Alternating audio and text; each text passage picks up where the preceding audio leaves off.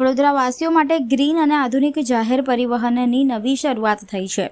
વડોદરાને PM e બસ સેવા અંતર્ગત પર્યાવરણને અનુકૂળ ઇલેક્ટ્રિક બસોની ભવ્ય ભેટ મળી છે.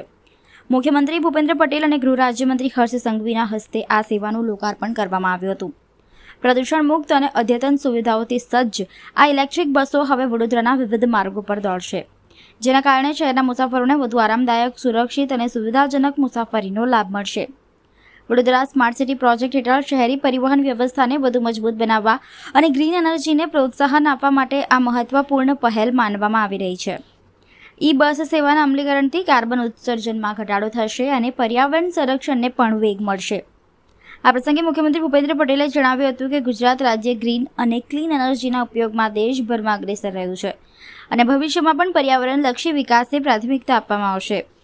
નવી ઈ બસ સેવા શરૂ થતાં વડોદરાના શહેરી પરિવહન ક્ષેત્રે આધુનિક અને હરિત યુગની શરૂઆત થઈ હોવાનું માનવામાં આવી રહ્યું છે.